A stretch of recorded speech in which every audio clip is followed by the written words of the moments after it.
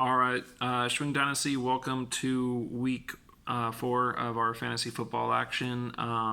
Just want to start with, the big words that aren't there to JD and just that we're all thinking about you, man. I saw the post on Facebook and just hope that you're getting all of our love and thoughts, and your fantasy brothers are here for you if you need anything. We're just, our hearts go out to you, brother. So, we're thinking about Jeanette and just, getting her strong and having her sister watching over her. So, just want to start out with that. It's, try to keep this video a little shorter today. Just kind of get through the commish picks and be done with it. And then get into the games action this week. So, starting with myself against Mark. I believe Mark is 2-1 and I'm 3-0. So I have Mark winning this game. This is the first time I've picked against myself.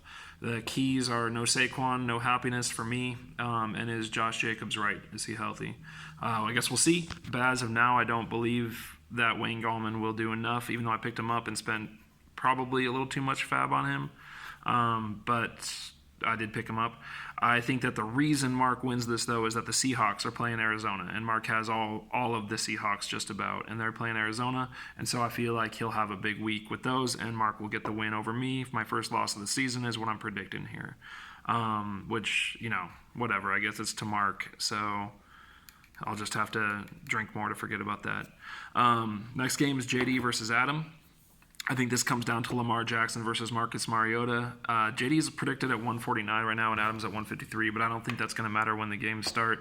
It's a very close spread, obviously, and I think Lamar Jackson is just a dynamic quarterback. He's coming off of a not even a bad week, just a limited week last week, a little bit lower on scoring. I think he'll bust out again this week, and I think he'll do significantly better than Marcus Mariota, who, unfortunately for us Duck fans, needs a new offense, needs a new offensive coordinator, needs to figure out the NFL game, or just, he's going to become a career backup pretty soon if they can't figure him out.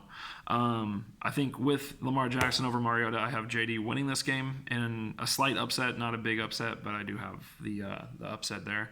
Next game is Sean versus Daryl. So far I have Mark over me, JD over Adam, just to recap that.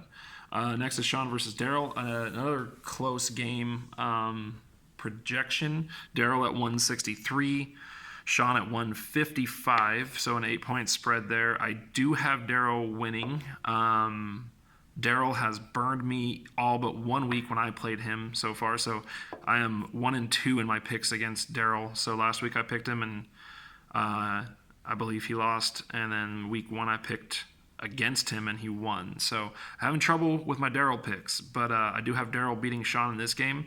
These are two bipolar teams. They're up and down. They're capable of offensive output, like big points, but then I think Sean ended up at like 120 or 130 last week.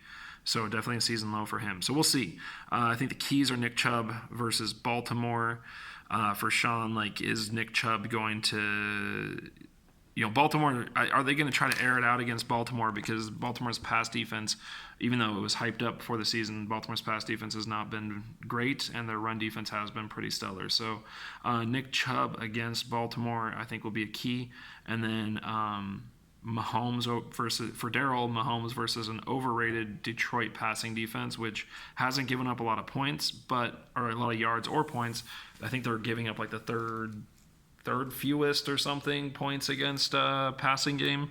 But even with that, I think even the fantasy football community knows that that's an overrated stat, because they have Mahomes projected for 30 points this week, and I think he could actually go over that. I wouldn't be surprised by that at all. So I think we'll see, especially with the running back speed up. I think Mahomes is going to continue to have huge numbers like he has for Daryl this whole time. And I think Daryl will win that game. So last game before the game of the week is Lucas versus Phil. The keys to this game is pretty simple for me. It's Will Disley versus Zona. Arizona's giving up points to the tight ends. Will Disley, a couple of our favorite fantasy football podcast calls him Big Montana, which I love. Love that name for him. So Will Disley having a big tight end day against Arizona for the Seahawks. And I think Lucas beats Phil. So that's my fourth pick. And then lastly is the Game of the Week edition, Bert versus Steve. So this is a 2-1 Bert against a 3-0 Steve. Two teams that have been consistently scoring. Bert obviously went off for the massive 250-point week last week. Steve has been consistently in the 180s, 190s, keeping a high. I don't think he's had a drop week at all. Like it's all been consistent scoring for Steve's team. Right now they're projected at 177 for Bert to 174 for Steve. I think the keys are Chicago's defense against Dalvin Cook for Bert. That could be a big problem for Bert. If Dalvin Cook scores, and I still believe he will score points because he's just this dynamic of a player, and they're dedicated to him.